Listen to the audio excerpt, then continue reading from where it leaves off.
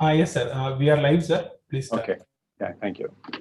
Hello, everyone. Good afternoon, and welcome to this first live session for computational fluid dynamics using finite volume method. We will be first taking some of the questions that were already asked in. Yeah. Okay. So I'll be basically taking some of the questions that that are already asked, and then from there we will go and take up your questions if you have anything in the in the chat box. Fine. Okay. So some of the questions we have here are. Anuranj is asking, can you give option for projects using CFT? Well, certainly I can give you some project options, but the only thing is that it'll kind of depend on the kind of resources you have and the expectations that are there from the university and things like that. So as far as this course is concerned, we don't have any projects that I'm giving because you will be doing some optional programming assignments, but they are kind of optional, okay, but they are not kind of evaluated. So whereas if you want exactly some particular topic on which you want to do a project or something, then please raise it in the the question and answers that we have with the TAs, and then I'm going to talk to them and then suggest you any projects that I can give. Okay. Then Fani Raghava is asking how to make career in CFT. Well, I think that is basically linked to kind of learning and using CFT in several phases. For example, right from your bachelor's or from your master's, if you can kind of start using and learning CFT, the numerical methods and the programming and applications, that is kind of a holistic way of making a career in CFT. So, I mean, that's not kind of very easy to answer, but if you have specific questions, you can get back to me. And he further says, currently I'm going to start a research study involving ANSYS Fluent. Well, this is coming from Suman. He says, currently I'm going to start a research study involving ANSYS Fluent. My question is, how can I learn Fluent? I want to become an expert in this field and conduct simulation study. What advice you want to give me?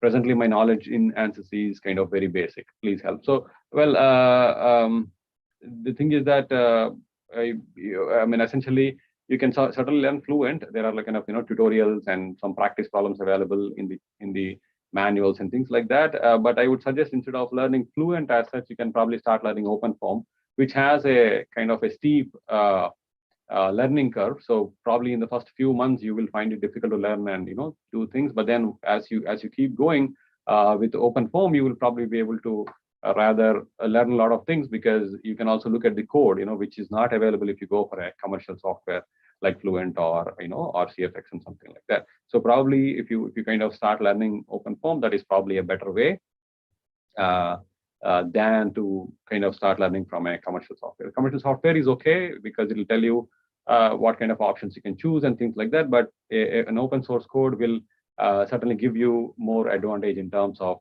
exactly how the code is written, how it can be deployed, and things like that. So are you planning to conduct a course in Fluent in the near future? Well, not really. I don't plan to conduct a course in Fluent, but whatever we are learning here is supposed to kind of help you in understanding what is there in Fluent or in OpenFOAM or in any other general purpose CFT solvers. Okay. Then we have a question from Manikandan. It says how we relate this theory to software like ANSYS or OpenFOAM. Well, so right now what you're learning is the diffusion equation, and thereafter you'll be learning convection diffusion equation, and then we will build on top of that, and then we will make it a Navier-stokes equations in which the convection part is also unknown, right? You will be solving for the velocity, and then the velocity field itself is kind of unknown, and it comes as a product, right, to the convection term. So that is the nonlinear term that you have. So all these things are actually used in Fluent or OpenFOAM or any other finite volume solvers, right? Because the kind of discretization we are learning on structured meshes and unstructured meshes, this is exactly the way it is done and implemented in all these commercial software. So this background will help you in understanding what is already in there in those codes. Okay, so for example, later on, if you open up OpenFOAM and then start learning, it may not be very easy to understand the entire code because it's kind of written very nicely. But however, if you are able to learn bits and pieces from there, you'll be able to connect to them in terms of what we are studying in this course to how it is done in any of the softwares. Okay. Then we have another question from Lelika. She says, Lileka, I'm sorry. She says, I am a final year mechanical engineering student and I am planning to do a project on CFD. Can you please suggest a few topics on which I can do my final year project? Also, I would like to know about the future prospects of a career in CFD. Well, there are certainly a lot of future prospects in CFD. You can join. You can join any of these companies. Such as Fluent or GE or GM and many other companies who are actually looking for CFD engineers. But coming to a final year project, again, that kind of depends on the resources you have and the expectations from your university and the guide and things like that. So you can pick up probably some simple projects such as like some heat transfer in channels and things like that. So you probably have to do a little bit of reading and in terms of literature review and see what can be done in a given time frame, right? Because a project can be for probably a few years, such as 3 to 4 years, or it can be for a few months. So it all depends on amount of time you have and then the resources you have access to. So I cannot right away suggest a project, but you can certainly write back to us. I'll see if within the time frame that you are proposing, if there is something that can be done. Okay. All right.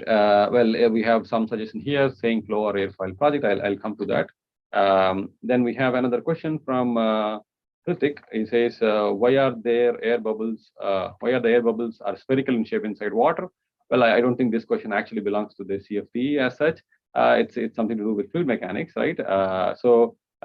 Essentially, the air bubbles are spherical in shape because essentially it's because of the surface tension, right? The surface tension acting in all directions on the bubble tries to minimize the surface area for the given volume, right? And that is how you basically get the spherical shape. And that is the same whether you're talking about air bubbles inside water or if you're talking about, let's say, soap bubbles in air, right? If you take a ring and you start blowing soap bubbles, then you will see that irrespective of the shape of the ring you are using, and when you blow air and then you make a bubble, the bubble will always come out to be spherical. And the reason being the surface tension that is pulling it from all the sides. Okay.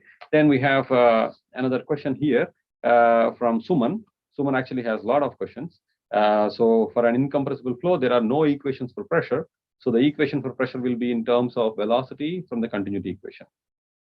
My question is, how can you obtain the equation for pressure from the continuity equation in terms of velocity? Can you please elaborate? Okay. So let me see if I can kind of share my screen.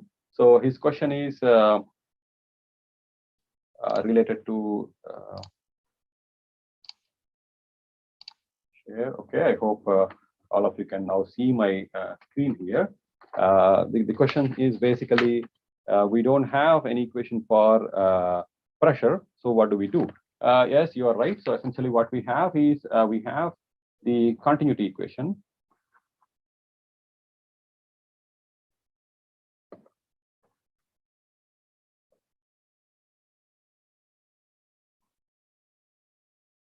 Okay.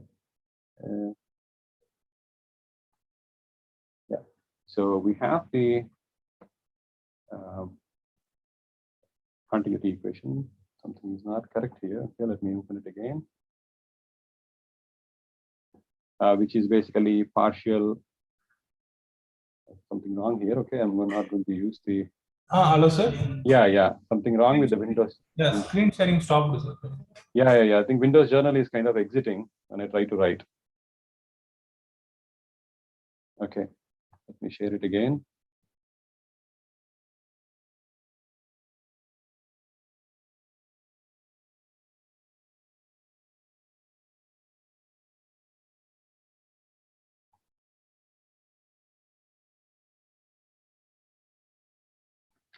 Okay, I think probably I would not write here. Sir, you can close the Windows Journal, sir. Open it again, close it. Yeah.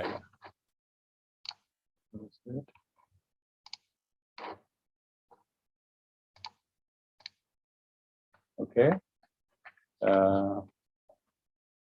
Yeah, so basically the idea here is please share the screen, sir. Okay, okay.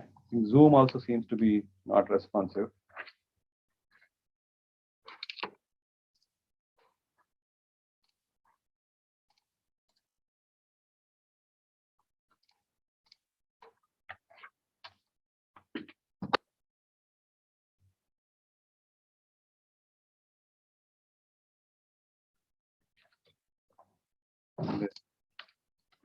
Zoom also seems to be. Okay.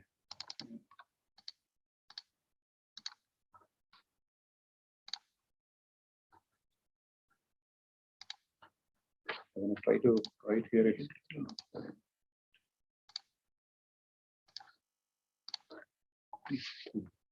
So we have the. I don't think this is working properly. Okay, what is it? 14 now. Yeah, I think it's probably not working. I'll just speak up. It's okay. Whenever I try to write there, it just quits.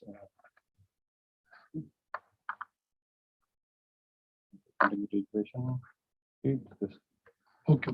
So I think I'll just maybe I'll just speak up. Yeah, you just. I'll just speak. Yeah, you speak. I meantime do one thing. Okay, so well, the question is that the idea is basically you have continuity equation, which is let's say partial rho partial t plus del dot rho u equals 0. So that is for general compressible fluid. But when you have incompressible flow or a fluid, then your continuity equation is basically del dot u equals 0, right? So basically you have an equation for continuity, which is only an equation for velocity, right? And then you have the three momentum equation, is the partial rho u partial t, partial rho u partial rho v partial t, and then partial rho w partial t. And these are all equations for each velocity component u, v, w. Right, but then we don't. These equations also contain the pressure gradient, but then we don't have an equation of pressure. So the idea behind one of the algorithms that we're going to learn, which is a simple algorithm, is to construct an equation for pressure correction from the continuity equation using the momentum equations. Okay, so essentially you will end up with an equation for pressure correction, and this pressure correction will be in terms of velocity correction, and then the loop will be closed. So then you will have basically an equation for pressure, which is basically pressure correction. Okay, we will learn that as the course kind of gets in. I think it will be much more clear then. Then the other question we have from Suman is basically, can you explain in an incompressible fluid, the temperature and energy equation gets decoupled from the mass and momentum equations? Yes. So basically, again, if you come to an incompressible flow, what you have is you have del dot u equals 0. And then we have the three momentum equations, which are for rho u, rho v, and rho w, or you can even write it for u, v, w. And then you have an equation for enthalpy, that is H, or temperature. When you have an incompressible flow or a fluid, then your density is actually constant, right? So basically, the equation of state that you have, which is pressure is a function of density and temperature, is not kind of required, because now density is kind of constant. Okay, so as a result, the density is fluctuations are decoupled from the pressure and temperature fluctuations, or if you have any. So as a result, the mass and momentum are now decoupled compared to the density, right? So that's why the continuity and momentum equations are decoupled from the energy equation, because of the equation of state is now essentially not the density fluctuations are not relevant anymore, right? Because that is constant. Okay, I'll just try writing again. So what I mean to say is that we have del dot u equals, I think it's something wrong with the pen. That's okay, I'll just speak up. It's okay, no issues. No, I don't think I can write there. It will be difficult. I think I'll just speak up. It's okay. Okay. Then can you please throw some light between the essentially difference of coupling and decoupling of an equation? Yeah, so when we say coupling and decoupling, for example, you can consider maybe, let's say dy1 by dt equals something on the right hand side, which is function of y1. Okay, and then if you have another equation, which is dy2 by dt equals something on the right hand side. But then these two equations that I'm talking about are completely independent. But if the first equation has a term that is y2, and the second equation has a term that is y1 on the right hand side, then these equations are coupled, right? For example, if you take the momentum equation, then you have a term which is, can I write here? Okay, so then if let's say if you have dy1 by dt equals y1, yeah, this question, yeah.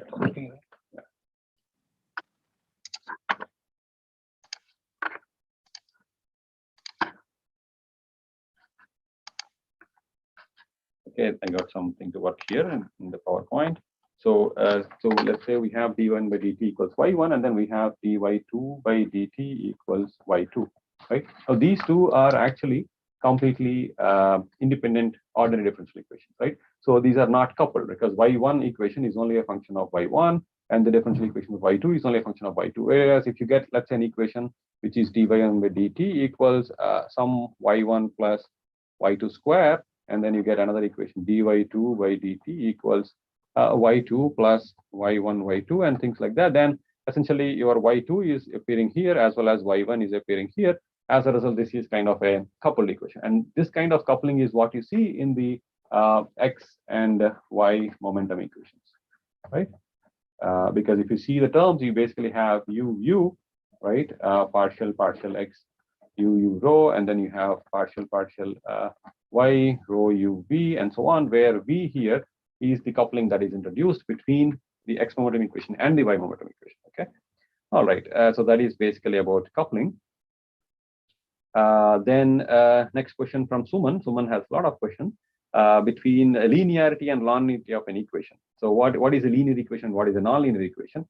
An equation is linear if, let's say, a differential equation or a partial differential equation is linear if it has terms that are basically that it multiplies are either constants or functions of the independent variables. Okay, so for example, if I take this one, dy2 by dt plus y2 dy2 d square y2 by dt square plus y2 equals some constant c1, and then this equation is basically nonlinear because we are talking about derivatives of y2 and then it is multiplying with the dependent variable. If this y2 was not there, right? If this y2 was not there, then this will basically be a linear equation. Okay. So another example could be basically if you take the 1D wave equation, which is basically dou u dou t plus c times dou u dou x equals 0, where c is a constant, right? Then this is a linear equation. Whereas the 1D Burgers equation, that is basically partial u partial t plus u times partial u partial x equals 0, is a nonlinear equation because the multiplication is with respect to the dependent variable that is u that we are talking about. Okay, so this is a nonlinear equation, whereas this is a linear equation. Okay, all right. And again, probably disappeared. Okay, fine. Then I would come back here. Okay, stop sharing. Then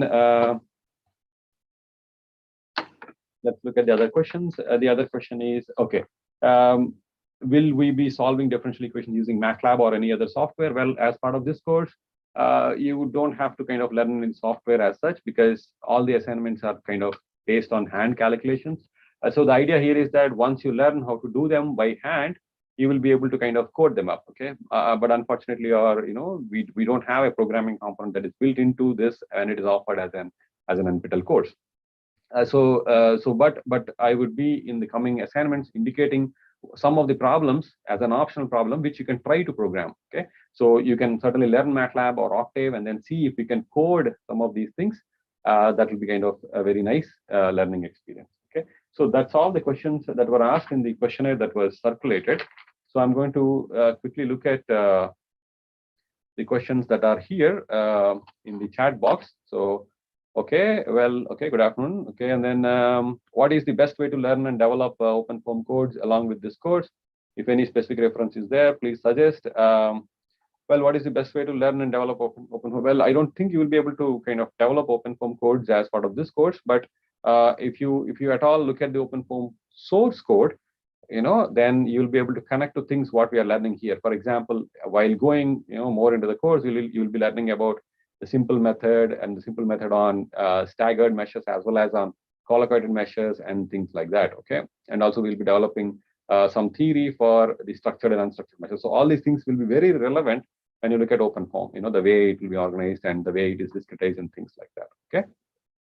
But certainly you can look at the OpenFOAM source code and the documentation and then connect to what we are learning to what is there. Okay. Then one question from Funny Raghava says, can you suggest any projects involving turbulence? Well, we can certainly suggest something, but I don't know the extent to which you can work on and things like that.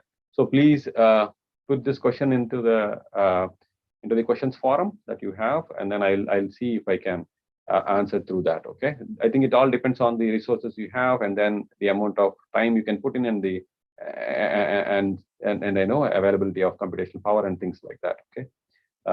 So then there is Flower Airfoil project from Bhargav. I don't know what he means by that. Then we have somebody joining here. Then another question from Bhargav is basically, I have completed BTech in mechanical engineering. Can you please suggest the internship in computational fluid dynamics? Well, good, and congratulations on finishing your undergrad. I don't know if I can suggest an internship. I mean, you have to kind of look for if there are any opportunities. Probably CFD online website might have some resources. Otherwise, you have to kind of go through your college and see if there are any internship opportunities for you guys. Okay. I wanted to know from Chandan how to learn OpenFOAM codes with CFD. Well, the best way is basically first is to start with setting up the tutorials and then learning how the tutorials work, and then thereafter looking into the source code. So all this process can take anywhere from 3 to 6 months before you kind of start digging into OpenFOAM seriously. Okay, so there are certain books on OpenFOAM as well, which is called OpenFOAM Primer and many other things. You can kind of Google them. But first thing would be to first installing and then trying to run and see if, what kind of problems it can run. Let's say flow in a lead-driven cavity, 2-dimensional cavity, and many other things. Okay, and then accordingly you can kind of build up on that. Okay.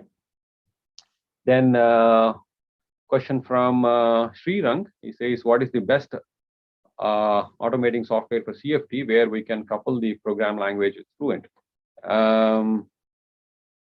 Okay, I mean, essentially, I hope what Srirang is asking is, can we give some kind of commands and then run them? I don't know exactly. So Fluent has its own interface in the ANSYS workbench, so probably you should be able to do that. Whereas if you look at OpenFOAM or any other software, I think there will be some kind of a Python interface which you can kind of couple these things with Python. Probably that must be possible. Okay, but I don't know. I'm not an expert on this, coupling this programming language with any of the software. Okay, so I think you have to probably look and see if that is possible. Okay, then we have another question from Rohit.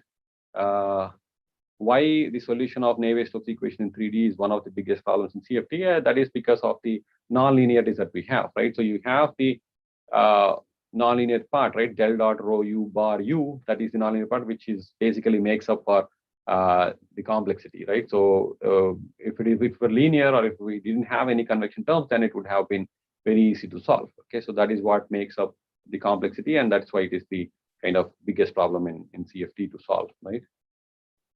Then another question from Bhargav is, for an incompressible flow, we have 4 unknowns in continuity and momentum equations. Also, we have 1 continuity equation, 3 momentum equations. So we have 4 unknowns and 4 equations. Yes. So exactly. So he says, why do we have to use pressure correction equation? The thing is that you're right. You have 4 equations and 4 unknowns, right? 3 components of velocity and pressure. But the thing is that you have 1 equation each for each of the 3 components, that is x momentum, y momentum, z momentum equations are for u, v, and w. Whereas there is no equation for pressure, right? Instead of an equation for pressure, what you have is a continuity equation, which is also an equation for velocity. So continuity equation will basically be kind of a compatibility condition, right? Because you have del dot rho u bar equals 0 or del dot u bar equals 0. So that is why we need to come up with an equation for pressure, because pressure appears on the right hand side of all these equations, right? I think you will get to that as we go into more into the course. Okay, probably towards the last final 2-3 weeks into the course, you will be learning about these things. Okay, in terms of why we need an equation, pressure correction, and things like that. Okay, so that is the kind of route we would take. Then a question from Kritin. He says, can you give a quick view of what the Lattice Boltzmann methods are? What would be the right point for a student to learn LBM? and what would be the prerequisite. So, okay, LBM is basically completely different in a sense. It is also part of CFD, but Lattice Boltzmann methods solve something known as a Boltzmann transport equation, or a discrete velocity Boltzmann transport equation, which is can think of as a kind of superset of Navier-stokes equation. So you will be able to derive the Navier-stokes equation by making certain assumptions in the Boltzmann equations, and that is what is the Lattice Boltzmann method is all about. You're going to basically put a particular lattice that satisfies certain properties at each and every grid point in the domain, and then that is how you can solve them. So the main difference between this Lattice Boltzmann discrete velocity equation that it solves and the Navier-stokes equations is that the Boltzmann equations do not have a nonlinear term. They are more like an advection equation. So as a result, you can kind of run on massively parallel computers. Okay, so that is the advantage. And then that's why they kind of are kind of fast. So that's why people prefer to work with them. And then, but however, it has also its own limitations and things like that. If you want to learn about Lattice Boltzmann methods, I think the book by A.A. Mohammed is a good book. It has some, it's a very short book, and it has good programs which you can basically code or kind of copy from the book and try to code and things like that and then learn. And then there are many other books which you can refer to. But the starting point would be, if you ask me, you can look at A.A. Mohammed's book, or you can also look at some of these open source software such as OpenLB or Calabos or Walberla and things like that. So these are also kind of good open source software which you can probably start. And then the documentation of these software might contain some things which you probably of interest to you. Then the next question is from Shivam. Are there any problems that exist which can only be solved using structured grid and not from unstructured grids? Well, essentially, what he means is that can we solve any problems using structured grids? Okay, I think many problems can be solved using structured grids because, the structured grids may look to be quite restrictive in terms of their applicability. But the thing is that structured grids also have a very good resolution properties. For example, when the grid is kind of body fitted, if it goes along an aerofoil or something like that, the errors that are committed in the discretization are also can be shown to be small, okay, compared to the unstructured meshes. So as a result, people prefer to use structured meshes, but then it's kind of not possible to use them for all sorts of geometries. So many problems in, let's say, if you look around in academia, will be tried to kind of solve using structured grids. Okay, so everybody tries to solve them using structured grids, and that's all I can say at the moment. For example, flow or aerofoils and things like that, or flow or turbine blades, people would like to have structured grids around these things. Okay, so if you're working with, let's say, one turbine blade or one compressor blade, people tend to make structured grids by making them into several blocks and things like that. Okay. Any book? Then I hope that answers your question, Shivam. Then next question is from Nilesh Kumar. He says, any book for partial differential equations for CFT? I think you can pick up the book by Westig and Maralasekara. That is one which has partial differential equations and things like that. Then the other book is the book by Suhas Patankar. That is one good book. And then you also have other books by Anderson for CFT. And then there is also, I think, so we also have a few other textbooks. I think you probably can check the syllabus for the course as well. Okay. Then we have a question from Chandan Kumar. He says, generally in books, the difference between compressible and incompressible flow is density is constant for incompressible flow. But sometimes I'm confused because incompressible flow and incompressible fluid.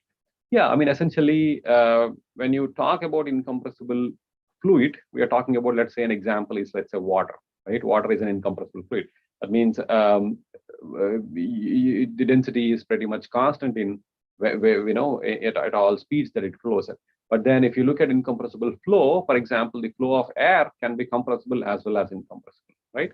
So that is an incompressible flow. For example, if you're traveling in an aircraft at very high speed, then the flow around you is basically compressible because of by virtue of the high speed at which you're traveling. Now, if you're traveling, let's say, at very low speed in your car or something like that, then the flow around you can be, or around the car can be taken to be incompressible flow because the density changes are minute, right? So that is the difference, right? So the fluid and the flow. So when it comes to flow, the fluid could become as compressible at a different operating condition, but we have to take into account the density changes as well as the speed at which you're traveling to basically make a comment on whether the flow is compressible or the fluid is incompressible. Okay. I hope that answers your question, Chandan. Then let me wait for a few more questions. I think we are now at the bottom of all these questions. Okay.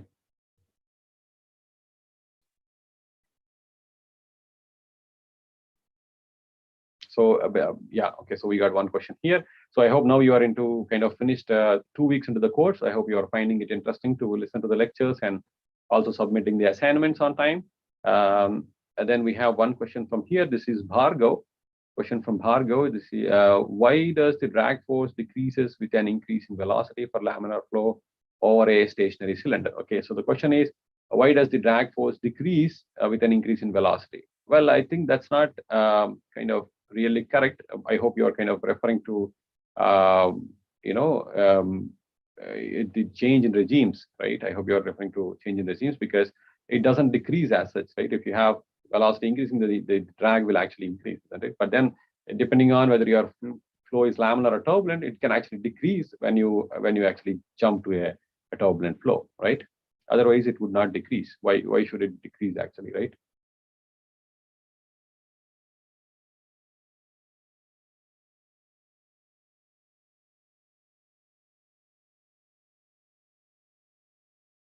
Okay, let's wait for more questions here. Next question is from Shivam. He says, we have Bx term in last question for assignment 2. It represents the body force. Yeah, yes, I think so. The B sub x, the term that you have should be the body force term, yes.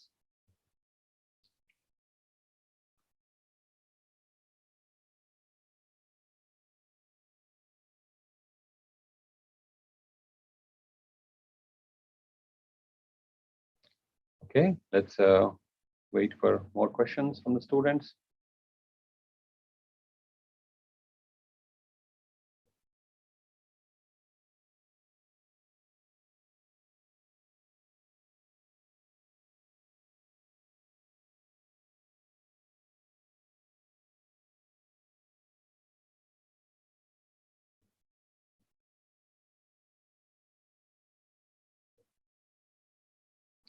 Okay, any further questions, anybody? Okay, no problem.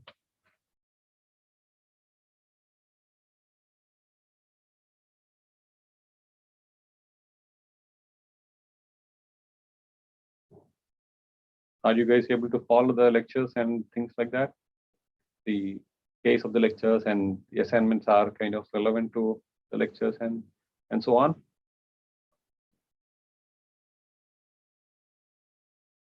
Okay, let's see if you have more questions.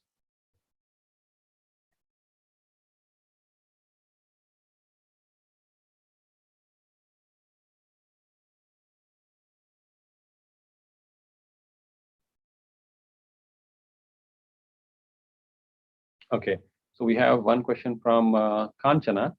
How can we solve nonlinear partial differential equations using fifth order Runge-Kutta methods with the shooting techniques?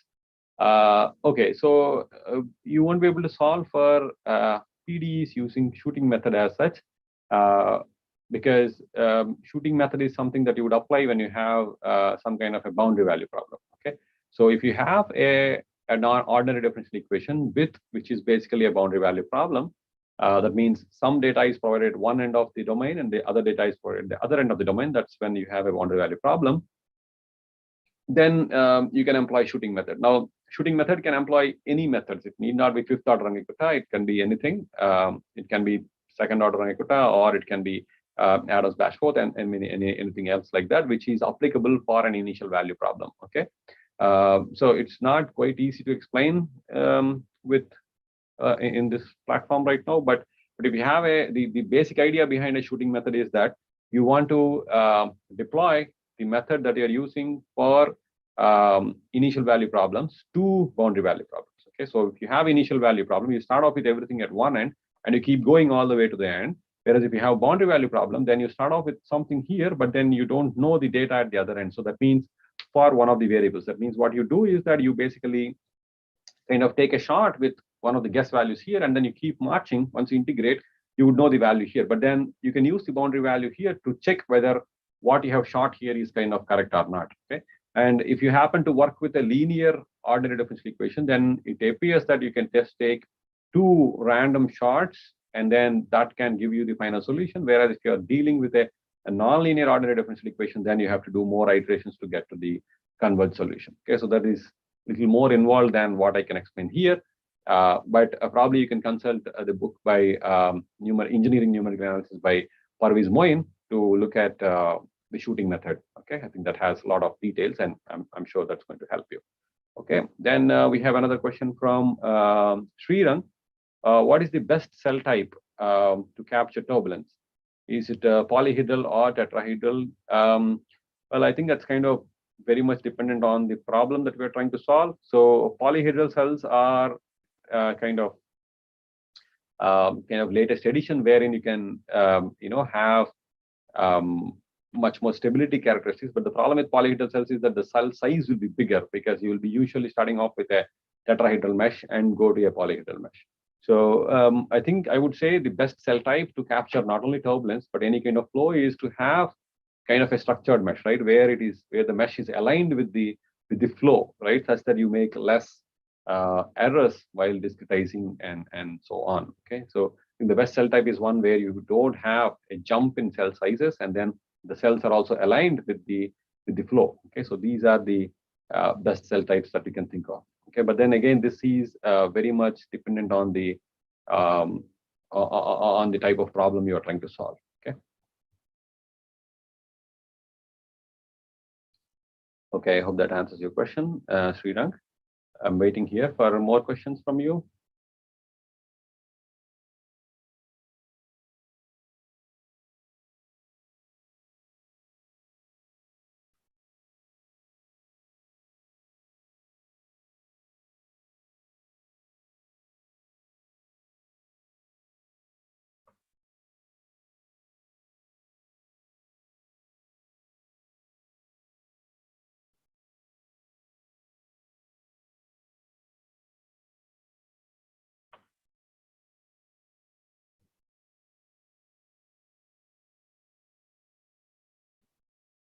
Okay, any more questions, anybody?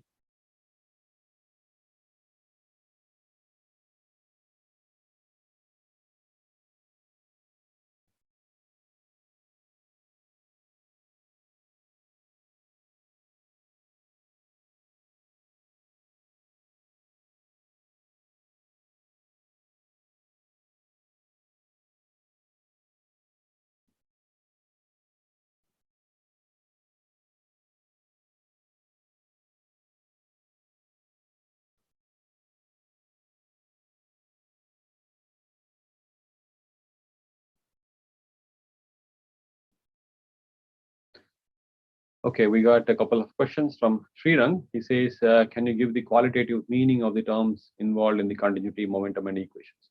Okay, so, well, I think we kind of discussed these things in the lectures, right? So essentially, for the continuity equation, you basically have del dot u bar, right? It's basically whatever is the flow, going out of the cells, right? And then similarly, in the momentum equations, you have the unsteady terms, which are the local rate of change of the property. For example, you have partial u, partial t, that is local rate of change at a particular location, whereas you have the del dot rho u u bar, that is your convection term. That means if I stand here, what will be the change in the flow, right, because of the convection? That is the convection. And the pressure gradient is the one difference in pressures, right, between the upstream and the downstream. And then you have the viscosity terms and the diffusion terms, which are physically what they mean is that how does a particular how does the velocity kind of diffuse into the flow, right? You have del dot gamma grad phi in a general scalar transport equation, or you have del dot mu grad u, right? That is your diffusion of velocities because of molecular viscosity, right? So I think that can be easily interpreted. I think most of the textbooks kind of give you that information. If you look at Westig and Maladasekara, it has a good description, or if you pick up any fluid mechanics book, that is also has these things. Okay.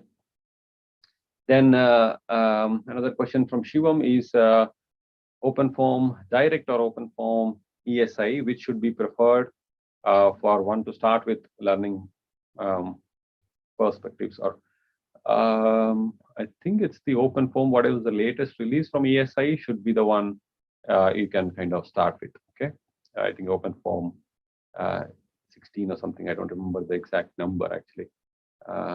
Okay, then we have one more question from Kanchana. He says, "Thank you, sir. After converting the nonlinear PDs to first order ODEs, I got 8 first order ODEs. Then how can I use the fifth order Rangakuta method by MATLAB?" Yeah, so essentially, if you have, let's say, you have converted the PDs into ODEs or something like that, then essentially you can work with each of these ODEs. Now, if these ODEs are all coupled, then you have to basically linearize them as well, right? Because you don't want to work with nonlinear ODEs.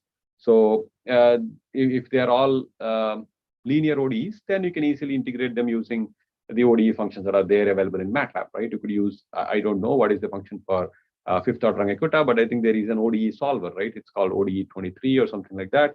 You can look at MATLAB and then kind of solve each of these ODEs, right? So basically, you're dealing with a system of first order ordinary differential equations. That should be possible. Okay. Then the next question we have is from Sandeep. What is the use of writing equations in conservative form and non-conservative form? Okay, so basically, these are two different ways of writing the equations. When you write everything in conservative form, then you can actually express physically, right? Because you have something that is coming, a rate of change, local value, and then you have for every cell, you basically have a quantity that is either going out of the cell or coming into the cell. That is how we can explain in terms of conservative form.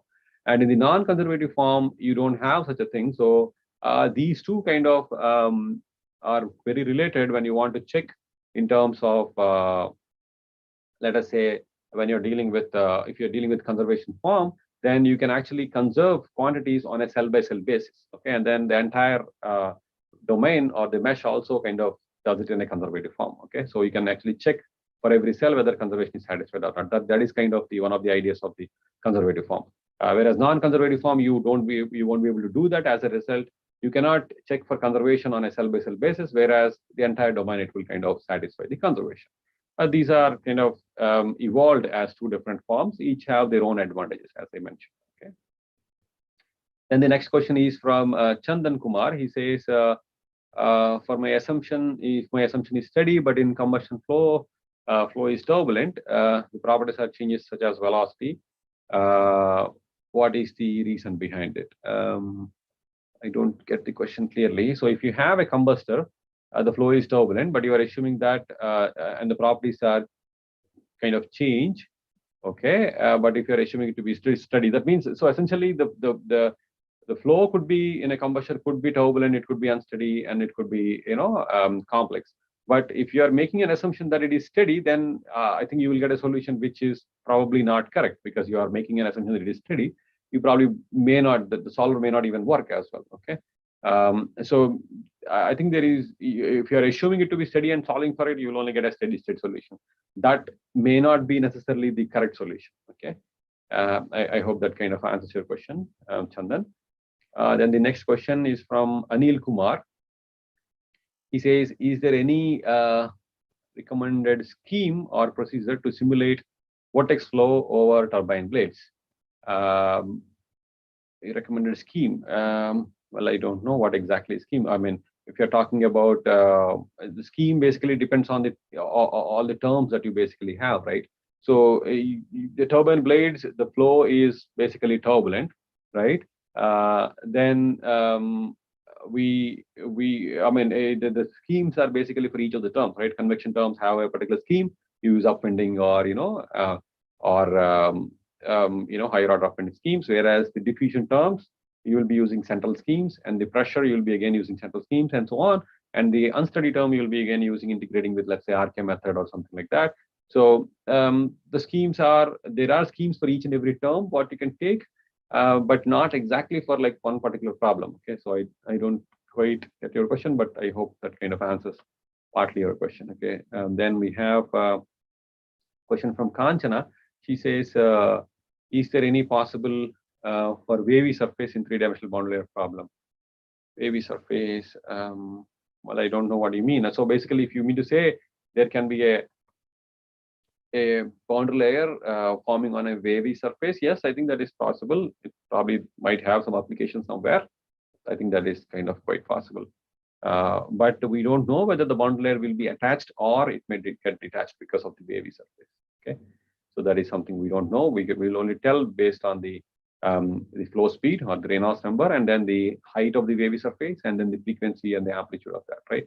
So the frequency of how many waves are there and things like that. Okay, kind of waiting for more questions here.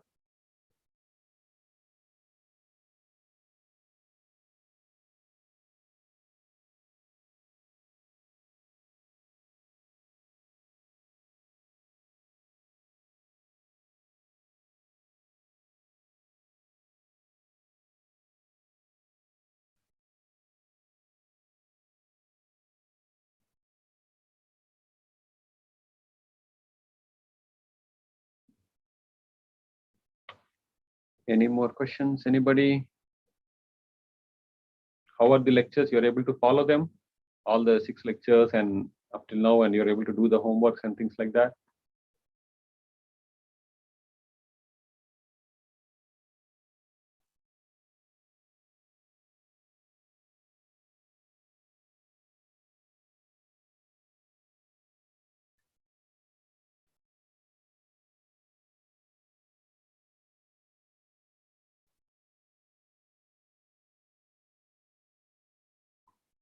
Okay, any more questions? Please feel free to ask.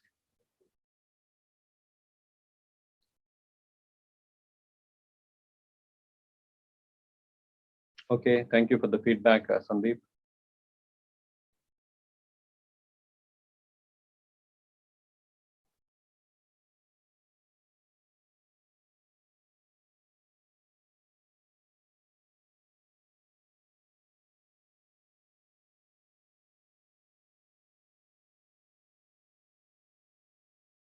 Okay, any more questions from learners?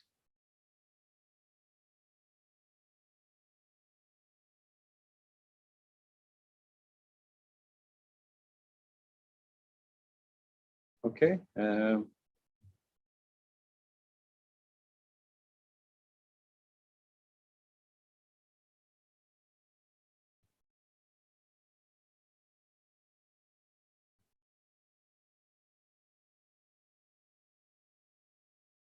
All right. If there are no more questions, I think we can probably call it a day. All right. And then hopefully talk to you soon again in another live session. Okay. All right. Okay. Thank you, everyone. Thank you for joining, and all the best with the assignments and the upcoming lectures. I hope to talk to you in the next live session, and then I hope you'll have a lot more questions to get clarified. Can you give me your mail ID? I mean, my mail ID. You can look it up from the website. It is kanupindi@iitm.ac.in. Okay.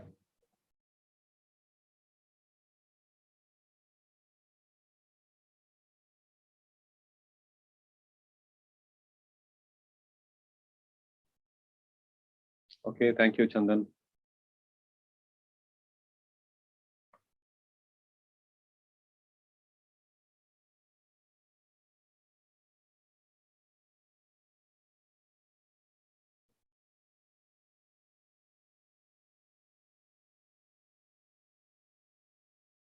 All right. If there are no more questions, let's call it a day. Okay. Thank you. Thank you, everyone.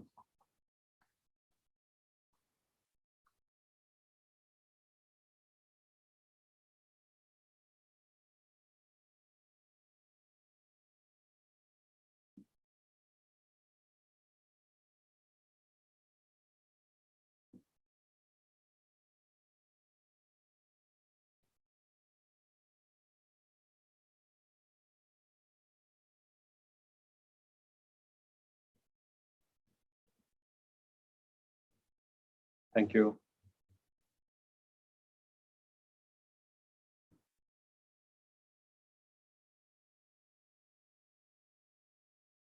Thank you. Talk to you in the next live session.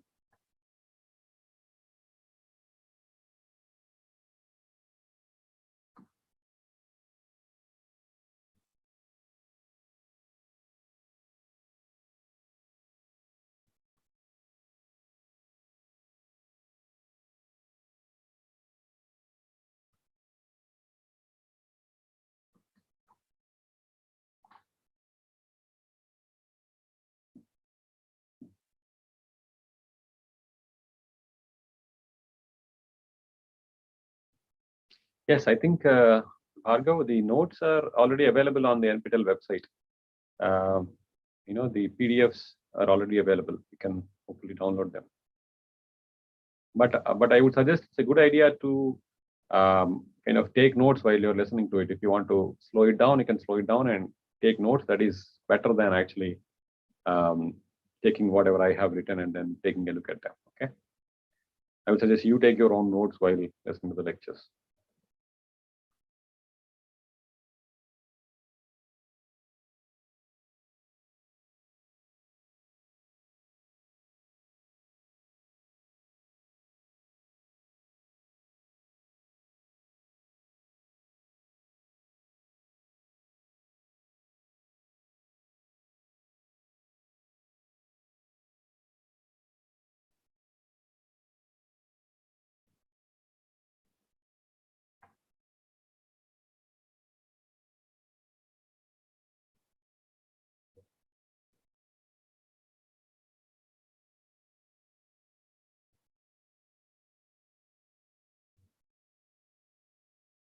Okay.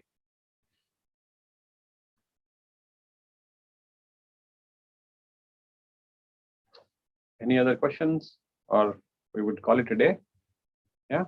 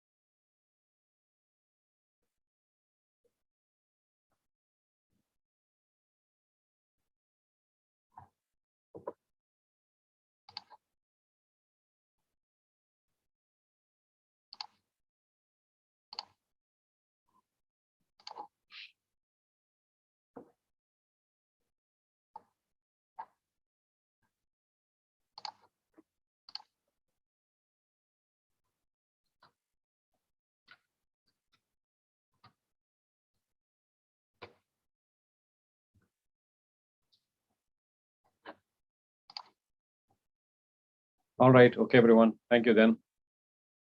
Bye.